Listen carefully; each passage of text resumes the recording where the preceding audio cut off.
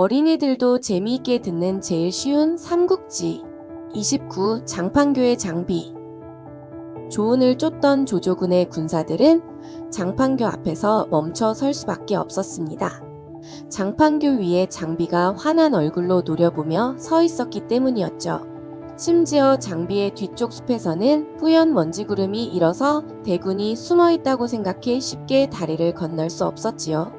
하지만 이는 장비의 계책이었어요.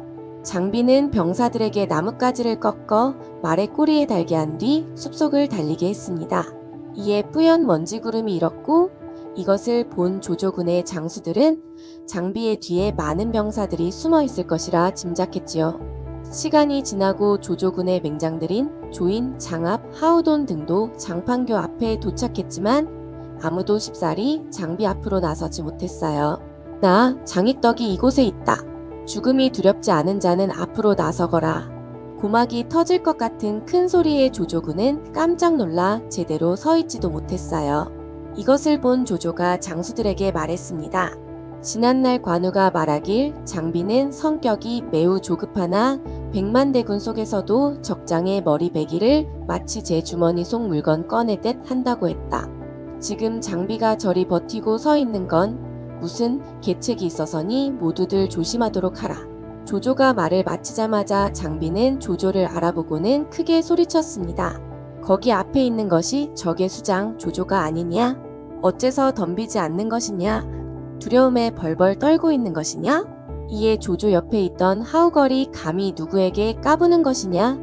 하고 외치며 장비에게 달려들었습니다. 하우걸을 본 장비가 껄껄 웃으며 겨우 너 따위가 나와 상대하려는 것이냐? 라며 장팔사모를 한번 휘둘렀어요. 장비의 웃음이 멈추기도 전에 하우걸은 장비가 휘두른 장팔사모에 맞아 말에서 굴러 떨어져 버렸습니다. 장비의 무력과 기세를 본 조조는 즉시 후퇴하라고 명했습니다.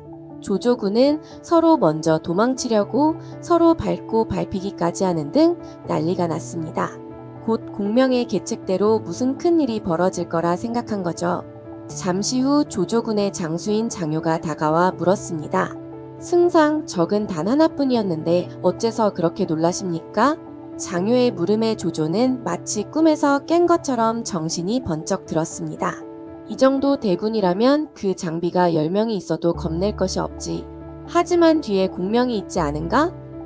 공명이 계략을 꾸몄을 것이라 생각해 일단 후퇴 명령을 내린 것이다. 조조는 장효를 장판교로 보내 상황을 확인하게 했습니다. 승상, 장판교는 이미 끊어졌고 장비도 보이지 않습니다. 조조는 잠시 생각한 후에 말했습니다. 다리를 끊었다는 것은 우리가 다가가는 것이 두렵다는 것이다. 명을 전해라. 지금 당장 다리 3개를 만들어라. 반드시 오늘 밤 안에 유비군을 따라잡아야 한다. 한편 조조군을 막아낸 장비는 기쁨을 감추지 못하고 장판교를 끊으라 명령한 다음 유비에게 이 일을 보고하였습니다. 그러자 유비가 대답했습니다. 너의 용맹함이 우리를 살렸구나. 하지만 다리를 끄는 것은 내 실수다. 그렇게 하면 틀림없이 조조가 대군을 이끌고 바로 쫓아올 것이다.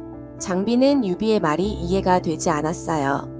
네가 다리를 끊지 않았다면 조심성이 많은 조조는 정말로 군사를 숨겨놓은 것이라 생각해서 쫓아오지 않았을 것이다. 그런데 다리를 끊었으니 우리가 그들을 두려워한다는 것을 들켰지 않느냐? 오늘 밤 안으로 추격병이 쫓아올 것이다.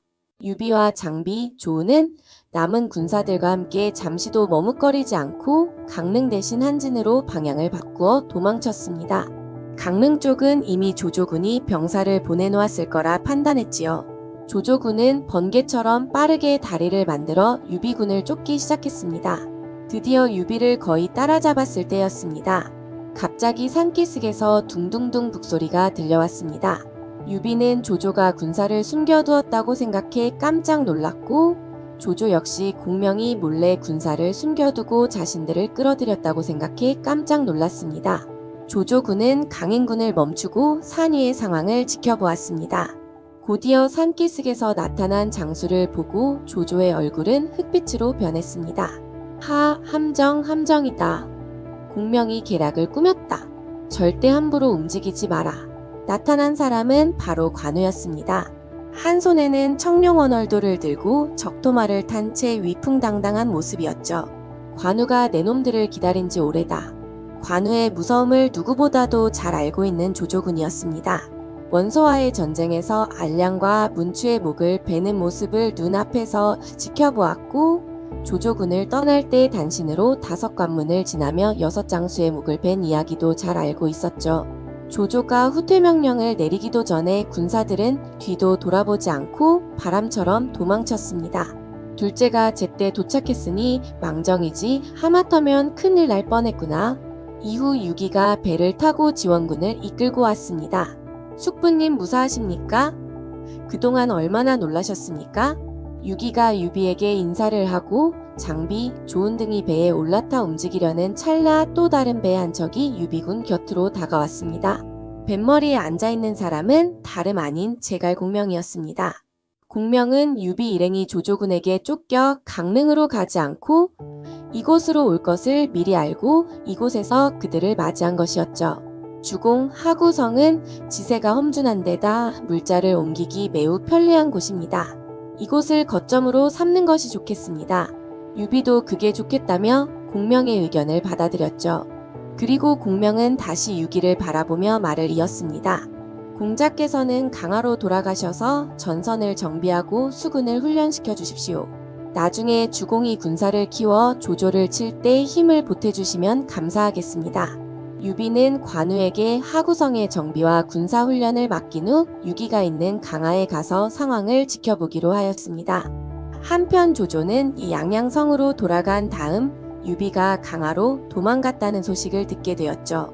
거의 100만 대군을 끌고 유비를 치러 와서 결국 유비를 놓치게 된 것에 굉장히 안타까워했습니다. 다음 편 예고, 다잡은 유비를 놓친 조조. 강화로 다시 군사를 일으키고 싶겠지만 쉽게 그러지 못했습니다. 형주와 맞닿은 강동 지역을 다스리는 손권의 세력도 작지 않았거든요. 유비를 잡기 위해 대군을 이끌고 강화로 간다면 바로 옆에 있는 손권도 자극하게 될 것이었죠. 과연 조조는 어떤 결정을 내릴지, 그리고 유비와 공명은 이 상황을 어떻게 이용할 것인지 다음 이야기를 기대해 주세요.